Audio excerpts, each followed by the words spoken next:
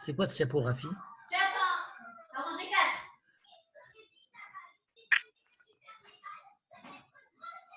Je suis devenu Lubavitch. Moi, je suis devenu un Indien.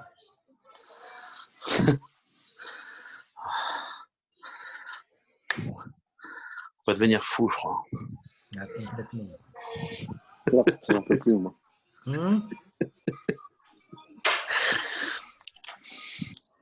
Merci, Rafi. Il n'y a pas un mec qui a une épaule là à me vendre là? Un os, un droit? Ça fait 2 jours. Je cherche. Salut, John. Tu t'es arrêté à droit, toi. Et comment tu vas faire sa faune? Laquelle tu casses? Celle du milieu? Laquelle doit être sa faune? La grande, la petite? Dis-moi, Jojo, ils ont commencé à vendre les matos de la Gigi ou pas? Ça y est, mon frère, toi, ils ont donné tout. C'est ça. Minimum, j'ai ce qu'il faut. Je ne vais pas te déconner, c'est tout. Mahfoud hyper cacher.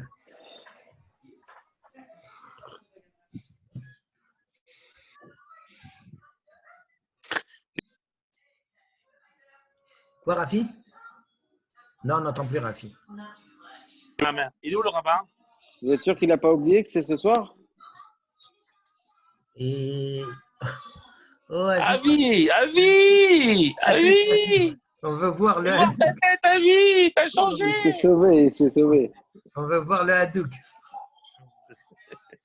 C'est qui? Avis Hadouk, montre-nous ta tête. Il doit être chez Isaac, c'est pour ça qu'il ne va pas nous montrer. Non, tu rigoles ou quoi? Isaac, il accepte personne. Avis, trouve-nous un peu de trucs chloroquine là. Trouve-le, t'as des pistons, trouve-nous un peu. Avis, la vérité, tu devrais. Hein. C'est le moment de te refaire, Avis. Ah, voilà, voilà. Ah, voilà, le rabbin, il est là. Manu, remets le micro. Ah, voilà. Comment allez-vous? Rafi, ça va? Grâce à Dieu, voilà. Ça a l'air d'aller. T'es toujours allongé, toi. Toujours. Amiel, comment va maman? Amiel. Enlève le micro, le micro. Mets ton micro. Baruch Hashem, doucement, doucement. Ah, j'ai appris aujourd'hui qu'elle était un peu fatiguée.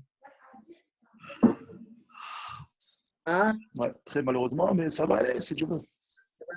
Ça va aller, ça va aller. Bézat Hashem, très bien. Alors, Bézat Hashem, on étudie. Fois Shelema, bon, pour toi, Chola Mecha Israël. Au Benem, Avner Ben Hana, le Bet Hadad. D'accord, Avner, il est un peu fatigué. Il est hospitalisé depuis jeudi, je crois. De même pour le Dayan de Lyon, Rav Teboul, il a été hospitalisé à Yahya Ben Aïcha, le Bet Teboul. Il a été hospitalisé, je crois, Mossei Shabbat ou Shabbat, je ne sais pas. Alors, Kakadosh Baruch Hu leur envoie une refoua chez les mains très rapidement, Bézat Hashem. Pour Victor Atia aussi, Manu. Et ça, Victor Atia. Victor Atia, il a quelque chose? Ouais, ouais. Ils n'ont pas dit que c'est bon? Je sais pas, j'ai reçu ce matin comme quoi il y avait encore. Bon, refoua chez le map pour tout le monde. Kakadosh Baruch Hu envoie une refoua chez les mains à Victor Atia. Un cousin, hein. On a dit, chaque fois qu'on se voit, il me dit, tu sais, on a 19 ans d'écart, moi et toi. On est nés le même jour. Voilà, un cousin. Alors, Bézat Hashem, on continue quelques halachot sur Pessah. Donc, on a dit, Bézat Hashem, on va faire 3 sujets là. Le Hirat Hames. Deuxièmement, on va essayer de parler après de Agalat Kelim. Deuxième sujet important dans Pessah. Et le troisième sujet qu'on traitera, le dernier sujet vraisemblablement, c'est celui du Leil Ased. D'accord? Pour qu'on sache un petit peu comment, bon, c'est pas très méchant, mais au moins qu'on se rappelle, au moins qu'on se rappelle de certaines notions. On doit faire attention pendant cette soirée-là. Baruch atah Adonai Eloheinu melech haolam she'akol nihye bidvaro.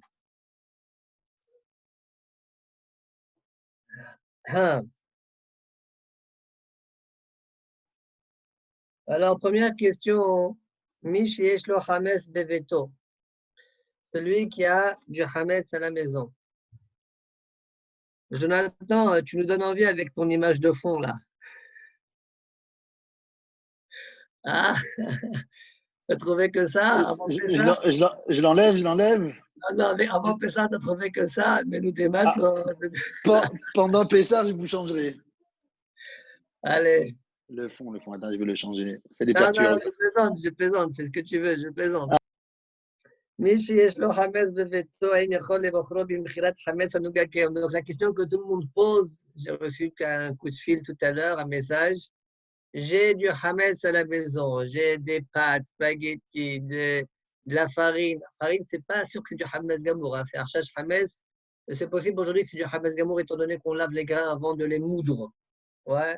Les grains, hein, avant de les écraser, on les mouille afin qu'on puisse bien, qu'ils soient bien tendres, qu'on puisse bien les écraser. Il paraît qu'on fait ça aujourd'hui, auquel cas, Karov Levadaï, que notre farine aujourd'hui, elle est Hametz Gamour. D'accord? Encore une fois, je répète, à l'époque, pas forcément que de la farine, c'est du Hametz Gamour. Qui a dit que c'était mouillé? Bon. Mais aujourd'hui, c'est l'habitude. Il paraît que c'est l'habitude, c'est la raison pour laquelle nos paquets de farine, normalement, c'est du Hametz Gamour. Bien en tout cas, Karov, les Hametz Gamour. Alors, quelqu'un qui a des paquets de farine, qui a des pâtes, qui a ce genre d'aliments qui sont Hametz Gamour. Il m'a dit, est-ce que je peux les garder à la maison avec le vent Hametz? Il m'a envoyé ce message-là. Je lui ai dit, connecte-toi ce soir. On va parler Beret Hashem de ça. Bon, je vais donner la réponse. Et on parlera de ça, Beret Hashem, tout à l'heure. Ça, c'est la question. Peut-on aujourd'hui nous appuyer sur le Hametz qui est qu'on fait, que tout le monde fait, d'accord? Ou bien non, c'est moyen, vaut mieux éviter, ne pas laisser à la maison, ne laisser aucun hametz à la maison pas. Bon, toujours le mieux, ça c'est de dire de ne rien laisser, peut-être c'est le mieux, hein. Ça peut-être c'est indiscutable, c'est toujours le mieux de ne pas en avoir. La question est de savoir, dans des situations un peu difficiles, comme aujourd'hui, c'est le cas, d'accord? J'évite de faire des cours, j'évite de sortir, je sors que dans certains cas, excusez-moi. Ouais, je suis en plein chez eux. Là, ça regarde, c'est celui de Sylvain, je ne sais pas. Le code, c'est celui de Sylvain. C'est le même que d'habitude. 92 426 46 26 0232. Écrit 92 46 26 0232. Normalement, dans le truc, il est enregistré. Alors, quel est le dîne dans ce cas-là? Alors, normalement, c'est un dîne de l'Agmara, il est rapporté dans le Shulchan Aruch.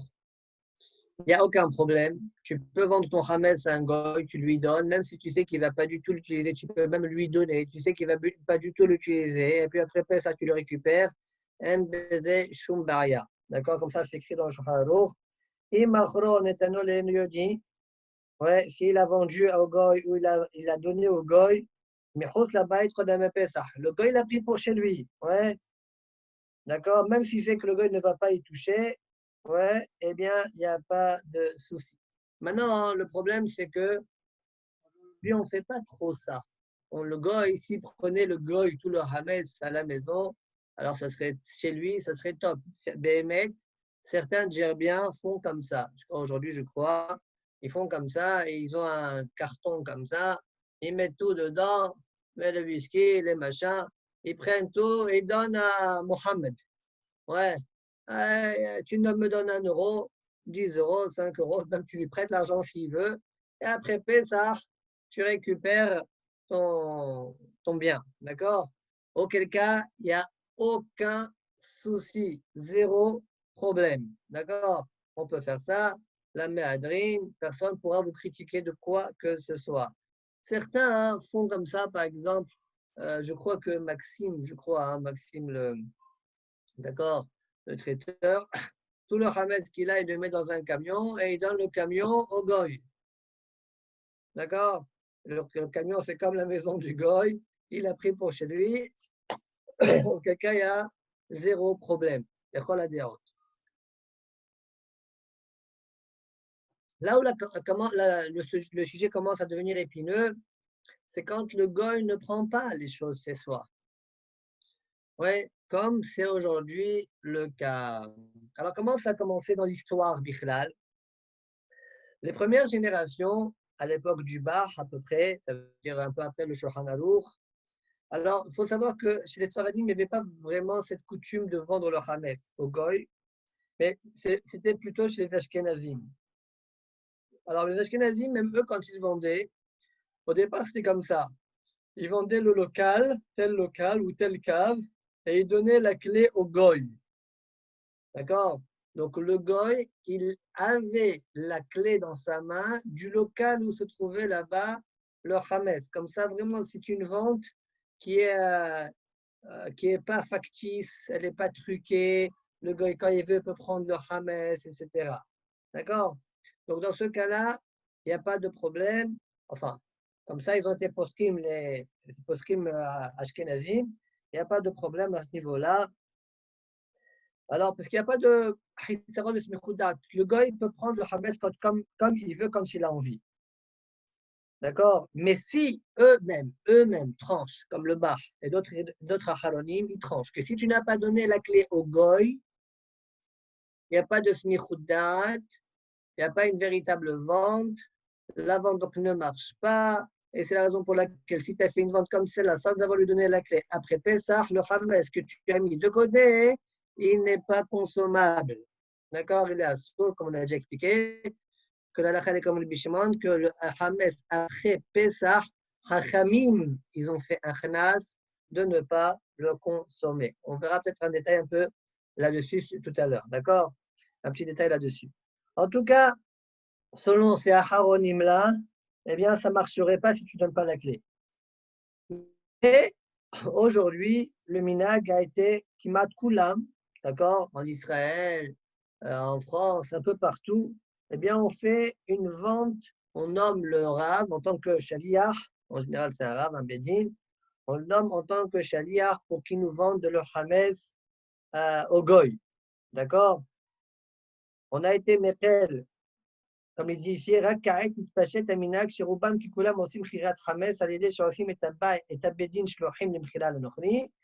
a été mekel en plus de ça de ne pas donner la clé. D'accord? Et c'est pas grave, selon certains achalonim, c'est pas grave, comme le Pri Hadash, le Nodab Yehuda. D'accord? Et on vend aussi tout le hametz qui se trouve dans notre réchoute. Alors maintenant, qu'est-ce qu'il en est? On voit finalement qu'il y en a qui sont mes parcs périm sur notre vente d'aujourd'hui. Il y en a qui disent il n'y a pas de souci. Mais beaucoup de acharonim aujourd'hui, quand ils font des ventes, ils essayent de faire le maximum de kinyanim différents pour que ça marche selon toutes les dérotes. D'accord? Comme notre vente aujourd'hui, elle est un petit peu faible, d'accord? Alors on essaie de faire le maximum de kinyanim avec le goy, d'accord? Pour que vraiment la vente ait lieu. D'accord? Donc c'est la raison pour laquelle le Rav avait dit qu'aujourd'hui le minhag, c'est d'être mekel. Donc je répète, il y en a qui critiquent la vente d'aujourd'hui. Ouais, il y a des acharonim qui disent que ça ne marche pas, mais finalement le Rav ici, le Or le Sion, il tranche que le minhag est d'être mekel, et on ne dit pas qu'il y a un chisaron de smichoudat. D'accord? Comme il rapporte ça au nom du Hatam Sofer et au nom du Sideh Hamed. C'est la raison pour laquelle, puisque le minhag est ainsi, on peut s'appuyer les khatrila, d'accord, de vendre son hametz, pourvu que le hametz soit dans un endroit où il y a des mechissot, d'accord, un placard, un local, une chambre, une pièce, ce que vous voulez, pour que ce hametz soit là-bas, fermé là-bas, et qu'on n'y accède pas, d'accord. Donc ça, c'est la condition de la vente. Il faut savoir que le Rav, dans ce cas-là, n'est qu'un chaliar. Tu ne vends pas ton Hametz au Rav. Il y en a qui disent ben, j'ai vendu mon Hametz au Rav. C'est pas vrai, tu n'as pas vendu au Rav le Hametz. Et il ne veut pas lui acheter ton Hametz. Lui aussi doit se débarrasser du sien. En fait, tu nommes le Rav en tant que chaliar. Donc le Rav va lui, tu l'as nommé en tant que chaliar pour faire quoi? Pour aller vendre le Hametz. Donc il va connaître un goy. Et il va dire au goy, tu sais quoi, j'ai plein de contrats là, tu vois. Voilà, je te vends tout le hametz qui se trouve dans tous ces lieux-là. à un certain prix. Prenons un exemple, il va lui vendre à 500 euros. D'accord? Il va lui vendre à 500 euros. Parfois, le gars, il n'a pas 500 euros. Il dit, ah, tiens, je te fais 500 euros, tu me dois 500 euros. Le gars, il prend 500 euros et lui donne, même s'il n'a pas 500 euros, même s'il veut lui vendre à 5000 euros. Pour le moment, le Rav lui prête 500 euros. Le gars, il donne 500 euros en tant qu'acompte. Dès qu'il lui a donné 500 euros, ça y est, la vente a lieu.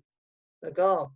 La vente a lieu. Et puis après Pessah, à la fin de Pessah, le Rav lui rachète de nouveau ce Hametz-là.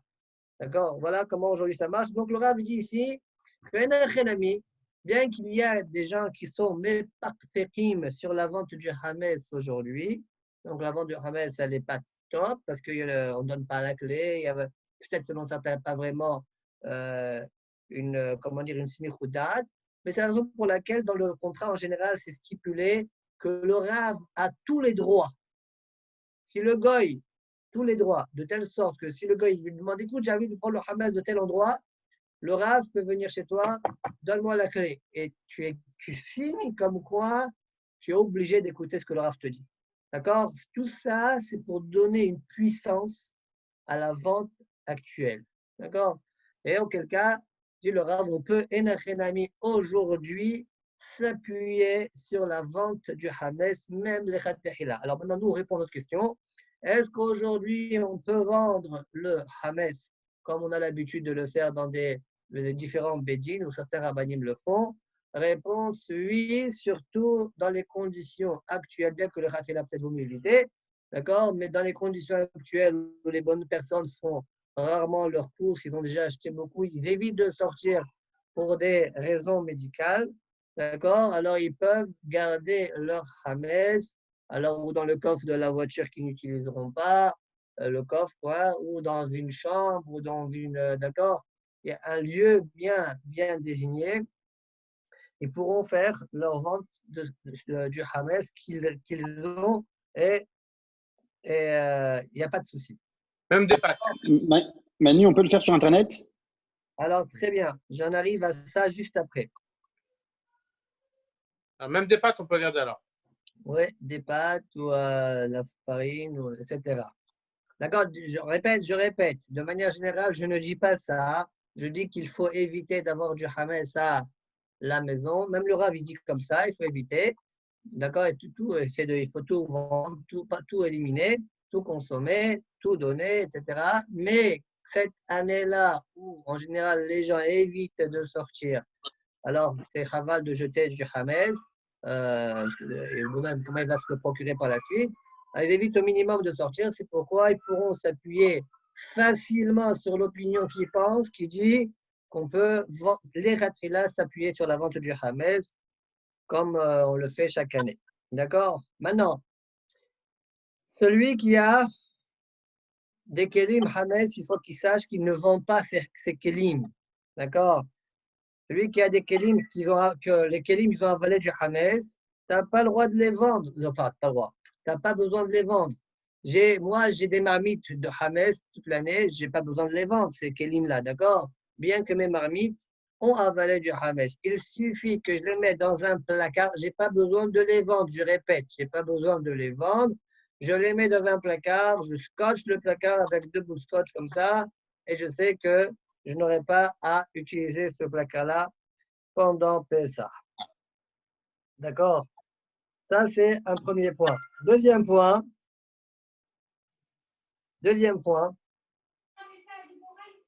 On arrive à la question qui a été posée juste après. Quand je nomme le Rav en tant que Shaliach, est-ce que je dois faire un kinyan? Est-ce qu'il y a besoin de faire un kinyan soudar pour confirmer, affirmer la shlichut? Ou bien non, il n'y a pas besoin. Donc ça, c'est la sheila que le Rav pose. C'est-à-dire, la asot kinyan soudar qui chez Memanim et Arav, chez Shaliach l'imchirat Hametz l'enochri. Est-ce que je dois faire un kinyan pour montrer la force de ma shlichut? Ou bien il n'y a pas besoin? Alors, il y a un dit dans le Shulchan Aruch de Chosh et Mishpat, le Shulchan Aruch tranche de la manière suivante. On n'a ni besoin d'un kinyan, ni besoin de témoin, comme quoi je l'ai nommé comme shaliach.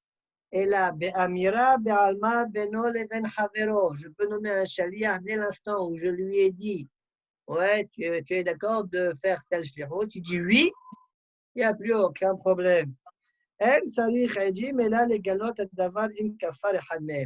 Je n'aurais besoin de Edim éventuellement uniquement pour montrer que ce qui a été dit est vrai. C'est-à-dire c'est en tant que preuve. Alors moi, je ne veux rien lui demander. Je ne vais pas remettre en question ce que j'ai demandé. Je n'ai pas besoin de Edim. D'accord? Donc on peut nommer le Rav en tant que shaliach sans avoir besoin de témoin, ni avoir besoin d'un kinyan quelconque. Et donc, selon cela, il y a un gain. Il y a quelque chose qui est très intéressant, c'est quoi? C'est que je peux appeler le Rav. Alors, Rav, oui, est-ce que vous pouvez me vendre un mess? Oui, comme qui tu es? Oui, Reuven Ben Yaakov. Oui, d'accord, il n'y a pas de souci. Ouais, il pourra le faire même par téléphone. C'est-à-dire, j'ai nommé la shlichut par téléphone. De même, selon ce qu'on est en train de dire, tu peux nommer le Rav en tant que shaliach sur un site internet. A priori, c'est la même chose. D'accord? On pourra donc nommer, remplir les papiers même sur internet. Ouais, c'est à force de loi. Je sous-signais, monsieur, vous savez que c'est à force de loi en France. Sous-signer, hein? Nommant le Rav, shaliach, shlichut devant le Hamas qui se trouve dans le tac, tac, tac, tac. Ouais, une signature. Je ne sais pas comment on fait ça sur internet, si on a besoin ou pas. Mais en tout cas, si ça exprime bien une shlichut, le Rav reçoit ces papiers-là dans son site, d'accord? Et donc, le Rav pourra vendre ce Hametz-là. La même chose, on a parlé de Kelim. Là, mon frère m'a envoyé une feuille pour celui qui veut acheter des Kelim, il ne peut pas faire Tvilat Kelim. Alors, il m'a montré un site qui avait un Rav j'ai lu rapidement, hein, qui a décidé de vendre, enfin, il a fait un papier comme quoi il se nomme shaliach pour tout celui qui veut vendre ses ustensiles à un goy. Lui, il le vend, mais le goy permettra que nous, on puisse les utiliser. Donc, je rappelle, comme on l'a déjà dit dernièrement, que si maintenant je n'ai pas envie ou je ne peux pas faire Tvilat Kelim, comment je fais? J'ai acheté des ustensiles. Je n'ai pas le droit de les utiliser. Tant que je n'ai pas fait Tvilat Kelim, je ne peux pas les utiliser. Alors, qu'est-ce que je dois faire? Je les donne ou je les vends à un goy. Donc, vendre, c'est un peu difficile. Peut-être les donner, c'est plus facile. Et le goy me les prête. Auquel cas, ça sera permis. Alors, qu'est-ce qu'il a décidé de faire ce Rav? Comme il a vu qu'il y a des gens qui ont peur de sortir faire Tvilat Kelim, il a dit, écoutez, moi, je connais un goy. Ouais. Et ce goy-là, je vais lui vendre tous vos ustensiles. Moi, je suis le shaliach. Je vais lui vendre tous vos ustensiles pendant 10 jours. Ouais. Mais j'émettrai une condition avec le goy, que vous avez le droit d'utiliser ces ustensiles. D'accord? Et donc, c'est tout. C'est ce qu'il a fait. Nachenami, normalement, il n'y a pas de souci. Ça marche. D'accord? On peut nommer le Rav en tant que shaliach. On peut le nommer en tant que shaliach, que ce soit sur Internet ou que ce soit par téléphone. Facile ce système. Hein. Dans ces cas-là, on ne fait plus la villa. Hein. Non, mais tu rates une mitzvah quand tu fais ça. Tu peux le faire, tu rates une mitzvah. Qu'est-ce qu'il y a? Tu as vendu, le gars, il te prête un objet. C'est quoi le problème? Il te prête. On appelle ça contourner la loi, mais tu rates une mitzvah. Tu ne fais pas la mitzvah de Tvilat Kelim, la baracha de Tvilat Kelim. Tu rates, c'est ça. En général, on fait ça quand c'est des ustensiles un peu compliqués à tremper, des trucs électriques et tout, non? Est-ce qu'il y a besoin comme des bouilloires, parfois il y en a qui disent si je trempe la bouilloire, elle risque de s'esquinter. Alors, ou bien les toasters et les machins comme ça, tout ce qui est électrique. Alors, il y en a qui disent que comme c'est Mechoba la carte, ça ne marche que si c'est mis sur une prise, donc c'est quelque chose qui est Mechoba la carte, il n'y a pas besoin de dire la bichlal. Peut-être c'est vrai, peut-être c'est faux cette idée-là. Vaut mieux, d'accord, s'appuyer sur cette idée-là. Vaut mieux faire la villa, mais si tu ne veux pas faire la villa, vaut mieux, dans ce genre de situation-là, donner à la femme de ménage le toaster et tu vous lui dites, écoutez, je vous le donne, mais vous me le prêtez à durée indéterminée. Elle vous dit oui, elle n'en a rien à faire, elle. Vous lui donnez un bonbon à côté, un pain au chocolat ou je ne sais pas quoi. Et elle va vous faire, elle n'a rien à faire. Elle va le faire avec plaisir. D'accord? Et vous êtes tranquille. Vous devrez contourner le problème. Est-ce que c'est bon? Continue.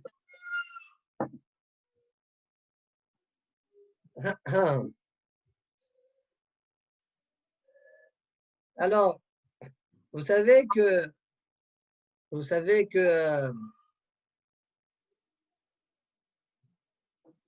ça ne vous concerne pas beaucoup en général, ça se concerne plutôt les rabbinim, mais quand même, c'est pas grave, c'est bien d'étudier. Vous savez qu'il y a. Ma fille, les rabbins. Ouais, il a le chapeau surtout, là, reste depuis un peu. Ouais. Alors, vous savez que on n'a pas le droit de consommer le hametz, midi rabanan, à partir de la 6e heure. La 5e heure, encore, on peut en profiter. D'accord? Jusqu'au début de la 5e heure, on peut consommer le hametz. Ouais, la 5e heure, on peut en profiter. C'est en général à cette heure-là que le Rav vend le hametz au goy. Et la 6e heure, on ne peut pas vendre le hametz même au goy. On ne peut pas profiter midi rabanan. Et à partir de la 7e heure de la journée, c'est-à-dire après Hassot, pile à partir de Hassot, d'ailleurs, on n'a pas le droit minatora de profiter de ce hametz-là. D'accord? Donc, je répète, Mideoraita, c'est à partir de Hassot. L'heure d'avant, c'est Miderabanan. Et l'heure d'avant, on peut profiter. Et l'heure d'avant, on peut même le consommer. Voilà, au niveau des horaires. Maintenant, comment on calcule ces horaires-là? Comment on calcule ces horaires? Comment on fait? Alors, il y a une marloquette, on va dire, entre le Magen Avraham et le Gras. Je cite deux noms. Bon, il y en a qui pensent comme le Magen Avraham et d'autres qui pensent comme le Gras. C'est comme dans la Tfila, non? Ah, Magen Avraham et le Gras. C'est comme dans la Tfila. Alors, ouais, exactement. Est-ce que les horaires, les 12 heures de la journée, je les compte à partir du Halot HaShahar, ou bien, ou bien je les compte à partir de Enes Hama jusqu'à Shkiat Hama. D'accord? Donc, il y a une différence, Kamouvan, entre les deux. D'accord? Même au niveau du Khleat Shema, au niveau, donc il y a beaucoup de nafkamina qui sortent de cette mahloket-là. Donc, selon beaucoup, l'opinion du Shulchan Aruch, c'est de suivre, c'est comme le Magen Avraham, c'est-à-dire qu'on compte à partir de Halot HaShahar. Et si on compte à partir de Halot HaShahar, la 6e heure, d'accord, elle est plus tôt que la 6e heure selon le Gaon de Vilna. D'accord? La 5e heure, elle est plus tôt que la 5e heure selon le Gaon de Vilna. D'accord? Alors, comment on fait? Comment on tranche? Normalement, on doit trancher comme le Shulchan Aruch. La question, elle est maintenant, moi, je connais un Rav qui fait la vente du Hametz. Mais lui, il suit la chita du Gaon de Vilna. D'accord? Donc, il va vendre à la 5e heure du Gaon de Vilna. Mais il se peut que la 5e heure du Gaon de Vilna corresponde déjà à la 6e heure, selon le Magen Avraham. Alors, est-ce que je peux aller vendre chez lui ou pas? Réponse, oui. Oui, je peux. Pourquoi? Pourquoi je peux le nommer comme Shaliach, lui? C'est quoi la raison? Avec moi, a priori, je suis le Shulchan Aruch. Et le Shulchan Aruch, lui, pense qu'on compte à partir, a priori, il pense qu'on compte à partir de Halot HaShahar. La réponse est la suivante. Étant donné que la 6e heure, d'accord, c'est assourd de vendre le Hametz, mais ceci est vrai que des Rabbanan. Le issour de vendre la Hametz à la 6e heure n'est que des Rabbanan. C'est la raison pour laquelle, ouais, comme c'est indigne des Rabbanan, je peux m'appuyer sur la Dara Hamekila. Je peux m'appuyer sur l'opinion qui est la plus souple, donc celle du Gaon de Vilna. Et donc, on ne sera pas la 6e heure, on sera encore la 5e heure. Le Rav donc pourra vendre son Hametz. Aussi, cette règle-là, elle s'appuie. Alors, toujours, vous avez des cas. Ouais, il y a toujours des personnes qui vous appellent à la dernière minute. Alors, ils ont un mois devant eux, ils vous appellent après que le Rav il a fait la vente du Hametz. Ouais.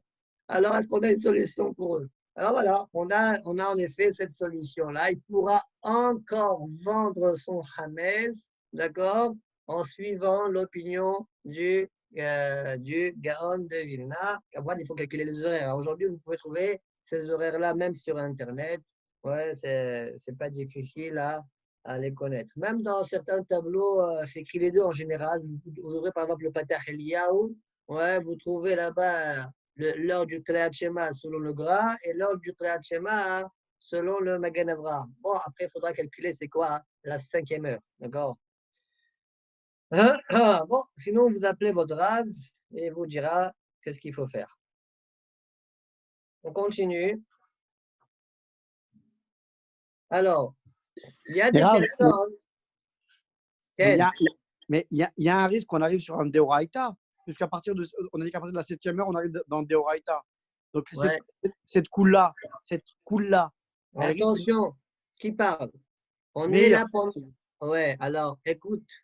Ouais. Nous, on ne doit pas vendre le Hametz à la 6e heure, on le vend à la 5e heure. Pas à la 6e heure. Mais comme il y a une marque. Minatora, c'est la 7e heure. Minatora, c'est la 7e heure.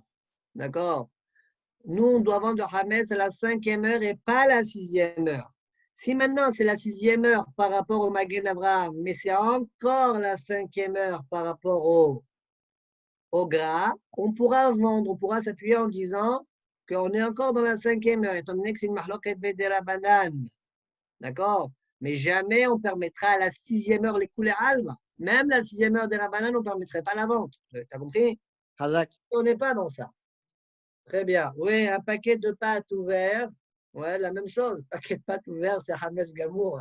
On peut le garder pour celui qui veut s'appuyer sur la vente du Hametz. Il pourra s'appuyer sur la vente du Hametz. Je répète, il faut que le Hametz soit dans un lieu fermé. D'accord? S'il a peur que les enfants touchent, tirent, il le met vers le haut et qu'il scotche avec 10 morceaux de scotch. D'accord? Que ça soit bien clair, que personne ne doit toucher, ouvrir et qu'il n'y ait pas d'erreur. Il y a des personnes qui font du zèle, ils ont le droit, surtout comme on a dit pendant Pessah, après Pessah. Et par exemple, ils disent comme ça, ils disent, moi, je ne vais pas aller acheter mon pain au chocolat après Pessah, chez Sareden. Ouais, je donne des noms, parce que c'est Sareden. Pourquoi? Lui, il a vendu son Hametz pendant Pessah. Pas de manière où tout le monde est d'accord. Le bar, selon lui, ça ne s'appelle pas une vente, ou je ne sais pas quoi. Bon, est-ce qu'il y a lieu d'être mahmir, d'être zélé là-dessus, de ne pas manger, d'attendre un mois, d'attendre je ne sais pas quoi, d'accord, qu'il finisse son stock pour acheter, pour avoir du nouveau stock? Est-ce qu'il y a lieu d'être mahmir là-dessus ou pas? Ouais. Alors, bon, je ne peux rien vous dire. Celui qui veut être mahmir, il n'a qu'à être mahmir. D'accord? Et si le Rav dit, a priori, il n'y a pas besoin. Même celui qui est mahmir en général de ne pas faire la vente du Hametz parce qu'il sait qu'il y en a qui sont un peu méparpérim sur la vente du Hametz qu'on fait aujourd'hui, ouais, il n'aura pas de problème de consommer le Hametz qui a été vendu par un autre juif. Ouais,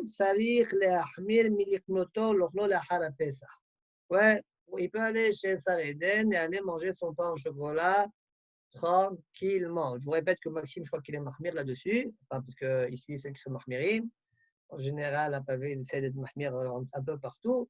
Mais ici, le Rav, il dit, il n'y a pas besoin. Pourquoi? C'est quoi le nimouk? C'est quoi la raison? Arrête, on a déjà expliqué que Mekar a dit, on peut s'appuyer sur la vente du Hametz. D'accord? On peut la vendre, on peut le vendre, on peut s'appuyer sur Kamadirot qu'on a déjà vu, on a déjà cité en haut. Maintenant, Hametz Shavar Alav Pesach, ce n'est pas un Issour Torah. C'est un Issour que selon le de base, ouais, il est très léger, c'est qu'un knas. Hachamim, ils ont fait un knas. Maintenant, toi, tu l'as vendu, le juif X, ouais, il a vendu ce Hametz-là. Non, ta vente n'est pas bonne. Bon, ta vente n'est pas bonne. Ok, admettons que sa vente n'est pas bonne. Ah ben, ma bayakan, c'est un knas que Hachamim ont imposé pour celui qui n'a pas fait ce qu'il fallait faire. C'est-à-dire, moi, j'ai fait ce qu'il fallait faire. Ma vente Mekaradine, elle marche. Si même moi, je ne veux pas la faire, il n'y a pas lieu d'être mahmir aussi. Tu veux être mahmir, tu peux toujours être mahmir. Il n'y a pas lieu de m'imposer aussi la khumra de ne pas consommer chez autrui, chez celui qui a vendu son hametz. Je peux aller même les khatihillah, aller acheter mon pain au chocolat après Pesach. En général, tout le monde accourt vers ce genre de magasin le lendemain de Pesach. On dirait que ça fait 3 mois qu'ils n'ont pas mangé de pain au chocolat. Ouais, ils peuvent. Mais Manu, il n'y a pas de souci. est-ce que tu inclus aussi les Franprix et les magasins un petit peu comme ça qui sont Les tenus par des juifs? Franprix et les magasins qui sont comme ça, c'est encore un autre dossier. Pourquoi? Moi, j'ai parlé de Sareden qui, lui, il a fait une vente du Hametz. Je connais, le patron, c'est un Haredi, etc. Après, il a fait comme il a fait. On peut discuter, oui, non. Mais Franprix, je ne sais même pas ce qu'il a fait. D'accord? Il y en a qui disent que même Franprix, on pourrait être souple, étant donné que, en tout cas en Israël, je crois qu'ils font ça dans les contrats. En France, je ne sais pas. Si tous les bédim font comme ça, si le consistoire fait comme ça, je ne sais pas. Il dit qu'on peut vendre, Mezakin la dame Shilo Befanav. Et donc, ils vendent le Hametz même de magasins qui ne l'auront pas demandé d'avant. Vous comprenez? Alors, moi, je vends le Hametz de Franprix. Ouais. Comme ça, Franprix, je lui évite de transgresser le Issour de Hametz. Ok, c'est un srout pour lui, c'est vrai, c'est un srout pour lui, parce que je le sauve d'une avera. Est-ce que ça marche? Est-ce que ça ne marche pas? Ok, donc ça, c'est peut-être à discuter. Mais dans la pratique, on voit qu'il vend en plein Pessar, il vend du Hametz et que ça appartient pas au Bedjin, ça appartient à lui. D'accord, ok, on peut discuter là-dessus. En général, on évite d'acheter dans ce genre de magasin. Une liste, en général, elle se répand dans les réseaux sociaux. D'accord, quels sont les magasins qui n'ont pas ce genre de soucis. D'accord, Lidl, les choses, les magasins comme cela, ils n'ont pas en général ce problème-là. Casino, oui, il y a un problème. Franprix, oui, il y a un problème. D'accord, mais même ça, c'est pas si évident. C'est pas si évident qu'il y a un vrai problème. Hein. Juste, je dis que le minhag, la nahaga, c'est d'être mahmir là-dessus. Mais si vous voyez des gens qui sont méprisés, ne leur criez pas dessus. C'est pas si évident que c'est un problème.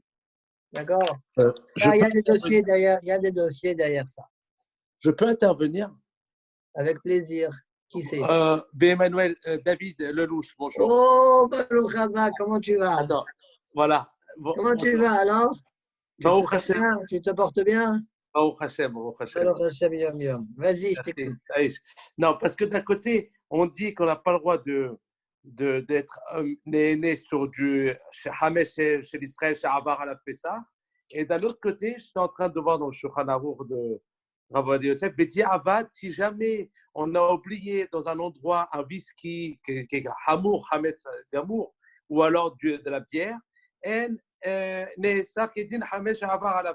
n'y a pas de. On peut l'utiliser. D'un côté, on dit que si jamais j'ai vendu Mohamed et j'ai oublié dans un endroit où il y avait du whisky pendant Pessah, j'ai oublié de vendre cet endroit-là où il y avait du whisky. Mais je l'ai oublié par mégarde que j'ai fait ça. Il dit qu'il n'y a pas besoin de l'interdire, on pourrait l'utiliser. Bedi Avad. On le vend à un goy. On a déjà vu ça dernièrement. Quand ce sont un produit, alors quand le bonhomme a tout fait, il a vérifié, il a vendu, etc. Et finalement, il trouve du Hametz. Ouais, on a déjà expliqué que lui consommer, il ne faut pas qu'il consomme. Il pourra en profiter, le vendre à quelqu'un d'autre. Ah, d'accord. Ah, maintenant, il y a encore une autre coula, ouais, peut-être un peu plus compliquée que celle-là qui est rapportée par le rat de base. D'accord? C'est que comme Hametz Shaval Allah va Pesach, c'est Kal Shebakalim, c'est un Hametz qui est assez souple, un Issour qui est assez souple.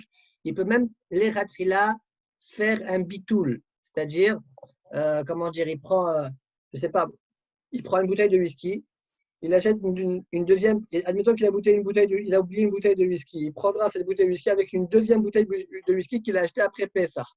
Et puis les deux, il les mélange, il les vide dans une troisième bouteille, d'accord? de telle sorte qu'il y a du éther plus que du issour, comme ça il est mevatel le issour le chatechila. Même dans ce cas-là, vaut mieux ne pas consommer soi-même, le vendre à quelqu'un d'autre. Okay, mais celui qui est finalement, il a eu ce genre de problème-là, alors il appelle son rave, il y a des astuces pour pouvoir s'en sortir. Et qui demande tous les détails au rave, il pourra peut-être s'en sortir. Très bien. Quel est le djinn si maintenant… Petite question, s'il vous plaît. Il y a une question? Ouais, une petite question, moi. Bravo. Quelqu'un qui a l'habitude, qui a eu quelques années l'habitude de ne pas vendre, de ne pas mettre de Hametz Gamour dans sa vente de Hametz. Donc, qui vend des boîtes ou du acide citrique. Mais du Hametz Gamour, il ne comptait pas sur la vente. S'il change, est-ce que ça implique quelque chose? Est-ce qu'il peut changer? S'il change, est-ce que tout le monde fait comme ça. Tout le monde fait comme ça. Enfin, en général, les gens qui évitent de vendre du Hametz Gamour, ils vendent que des choses qui soient un peu suspectes, etc.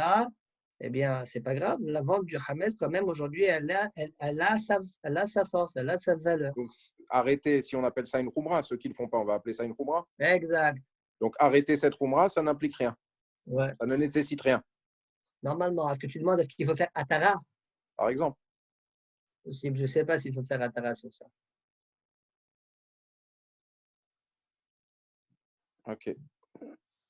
Alors, Amocher, Kli Hametz, Vimchirat Hametz Senochri. Celui qui a vendu ses ustensiles de Hametz avec la vente. Alors, est-ce qu'il doit faire Dvila de Kelim? Oui. Donc, c'est la raison pour laquelle on ne vend jamais ses ustensiles. On ne vend que le Hametz qu'on a à la maison. Il y en a qui écrivent, et ça, je ne sais pas trop ce que ça vaut, le Hametz qui se trouve dans les ustensiles.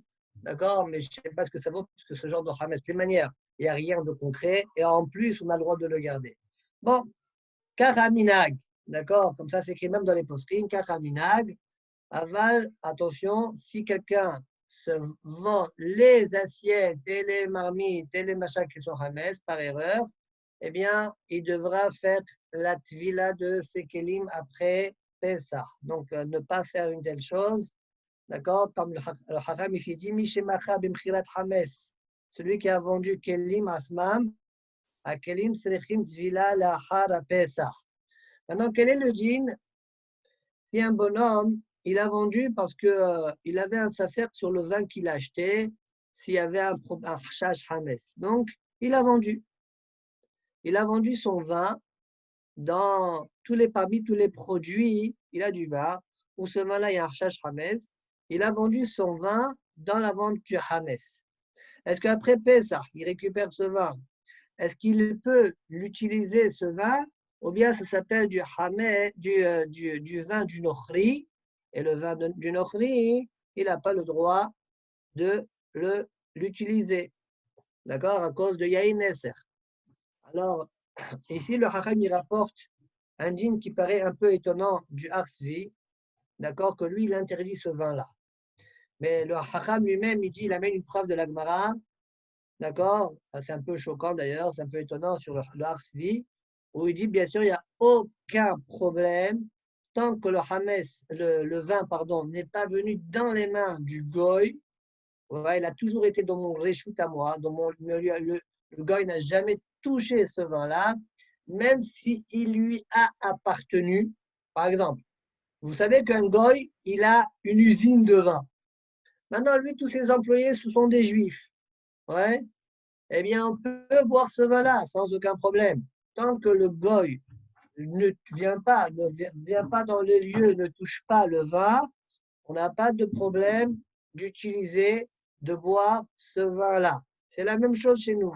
Même si j'ai vendu mon vin au Goy, j'aurai le droit, après Pessah, de l'utiliser sans aucun problème. Voilà, jusque-là, on a fait les dînim de Mchirat Hametz. Une petite question. Qu'est-ce que tu penses de la vente qu'ils ont fait les Rabat pour les Kélim neufs? J'ai déjà répondu à cette question tout à l'heure. Ah, je n'ai pas entendu. Je pas là. Ouais. Alors, a priori, puisque c'est un Messirat, c'est une Messirat Shlichut, ouais, tu appelles le Rav pour que le Rav je ne sais pas c'est qui, le Chabad en question, eh bien, il va être la loum. Alors, il va être lui le Shaliach, ouais. Contrat exceptionnel devant des ustensiles afin de pouvoir exceptionnellement les utiliser sans les tremper au mikvé en raison des situations actuelles. Les ustensiles devront être trempés au mikvé sans bracha dès la fin du confinement. Ce contrat ne remplace pas la Kajara, etc. Le contrat avec le Rav Menachem Mendel Laloum, Dayan de Vadrabané Lubavitch de France. Ok, etc., etc. Ouais. Donc, a priori, il n'y a pas de souci. D'accord? Bon, c'est bon, je vois à peu près c'est quoi, on me l'a déjà montré rapidement. Alors, normalement, il n'y a pas trop de soucis parce que tu nommes le Rav en tant que chaliar pour qu'il vende ton Hametz, d'accord? Et on peut le faire, cette Messirat Shlichut, on peut la faire même par téléphone ou par Internet. C'est pas le Hametz qui vend là, c'est juste le Là, la même chose. Que ce soit du Hametz ou que ce soit ton Kili, on n'a rien à faire, c'est la même chose. Seulement, le Rav, il stipule que j'ai le droit d'utiliser, c'est-à-dire quand il vend au Goy, il dit que le juif aura le droit d'utiliser l'ustensile. D'accord? Donc, en fait, le fait de le nommer en tant que shliach par une sorte de contrat comme celui-là, ce n'est pas a priori un problème. Et la vente, effectivement, elle aurait lieu. D'accord? Il s'arrange avec le Goy. Comme avec les djinim de Mchirat Hames, il va faire kimat le même procédé. D'accord? Et donc, les ustensiles appartiendront au Goy. Ouais, et le juif pourra les utiliser. Comme d'ailleurs on a dit, aujourd'hui, on a déjà expliqué tout à l'heure, et dernièrement, on a expliqué aussi ça, ouais, qu'on peut vendre, on peut acheter un ustensile et voir notre voisin de palier, lui donner l'ustensile, et puis lui nous le prêtera jusqu'à durée indéterminée. Ben, c'est en fait ce qui est fait. Seulement ici, le Rav, il va le faire. La shlichut, elle est faite sur Internet par un papier. D'accord? Et le Rav, lui, fera l'autre côté en tant que shaliach. Il va être ton shaliach pour faire la vente de tous tes ustensiles que tu inscriras dans le papier. D'accord? Bon. Alors, on va commencer maintenant. On continuera Bezrat Hashem demain. Les djinim de Hagalat Kelim, ça aussi, c'est une partie qui est assez importante.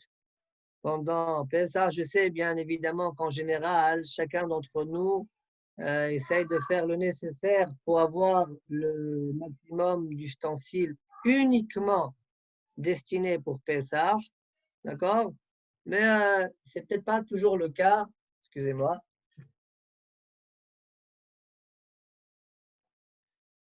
C'est peut-être pas toujours le cas, d'accord? Il y a certaines situations où on ne peut pas. Ouais, on peut toujours, c'est pas qu'on ne peut pas, mais c'est beaucoup plus difficile d'avoir un produit qui est propre pour Pessah. Première halakha. Haïm efshar l'archi cli porcelaine ou cli céramique. Alors, est-ce qu'on peut cachériser des ustensiles en terre, qu'on appelle ça, en porcelaine ou bien en céramique? Alors, céramique, ça se répand de plus en plus. Ouais, vous avez même aujourd'hui des couteaux céramiques. Ouais. Alors, je ne connais pas la proportion. Alors, céramique, en fait, c'est un mélange. Je ne peux pas vous dire exactement de quoi, mais plus ou moins, ce que j'ai dans ma tête, c'est un mélange entre des produits terreux, d'accord, comme de l'argile, avec du fer. Je ne sais pas exactement comment on fait ça. D'accord?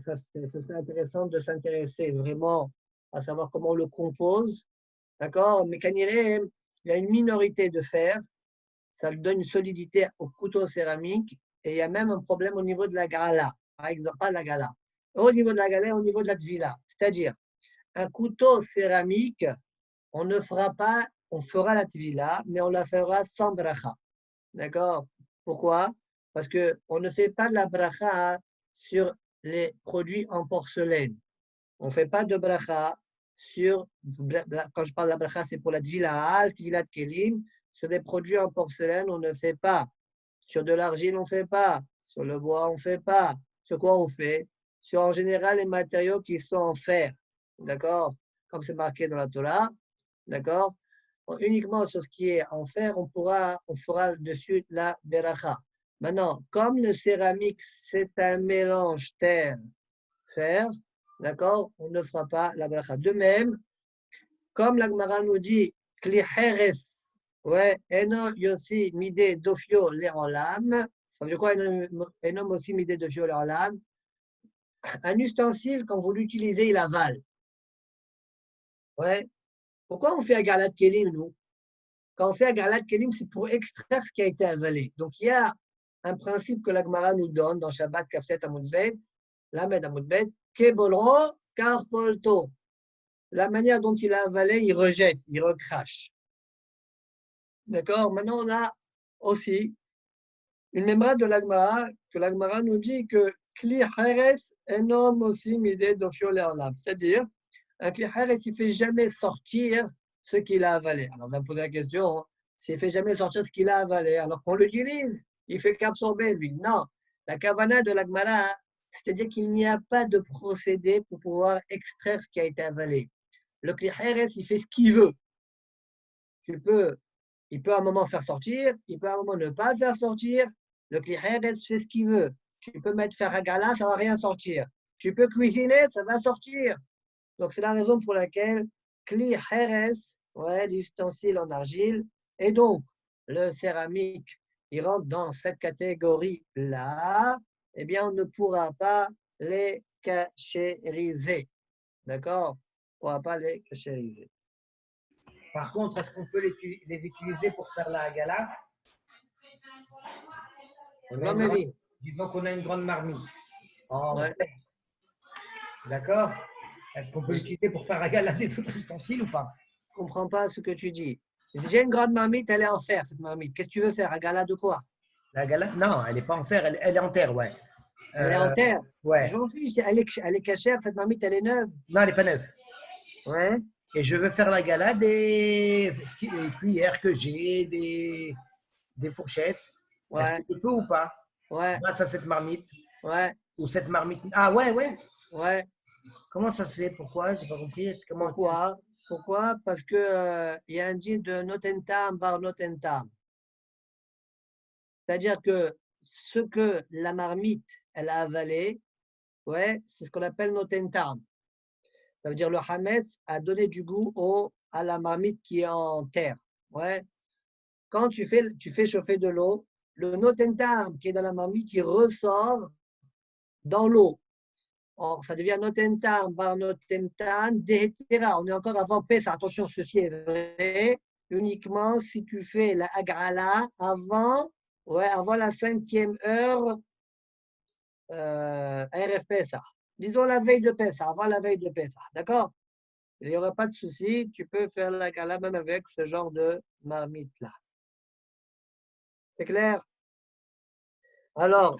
Donc la céramique, tu fais clair là. Non, on ne fait pas d'agala, ça ne marche pas. La agrala de la céramique, c'est de faire une agrala sur du heres. Or, j'ai déjà expliqué que la Gemara nous dit que les heres ne marchent pas agrala dessus. Donc, on utilise. Et à la Gigi, là, tu sais, où tu fais les trous là, où tu fais les ronds. C'est céramique, c'est pas céramique, ou c'est du plastique? C'est quoi? C'est du fer là? Le fer? Non, pas le fer quand on utilise dans la semaine. C'est du plastique. Plastique. C'est pas pareil, ok. D'accord, on verra du plastique un peu plus tard. D'accord. Bon, maintenant, de manière générale, ouais, on est noé comme le Rif il dit que tout ce qui est porcelaine, argile, ouais, même si on les utilise à froid, c'est-à-dire parfois tu as des petites assiettes où tu mets des gâteaux dessus, donc tu utilises à froid, tu présentes à tes invités. On n'utilise pas pendant Pessah, on les mettra de côté.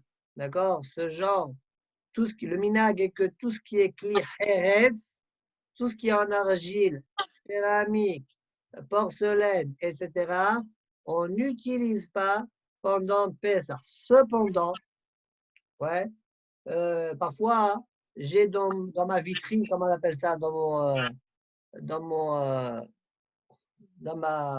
salon, eh bien, j'ai une belle vitrine comme ça où je mets des beaux ustensiles que parfois j'utilise à froid. D'accord? Alors, on n'est pas obligé, ces ustensiles-là, de les cacher, on peut les laisser dans la vitrine. D'accord? C'est des beaux ustensiles qui sont jolis. On pourra les garder et les mettre là-bas. Est-ce que je peux les utiliser ou pas? Non. À froid. Non plus.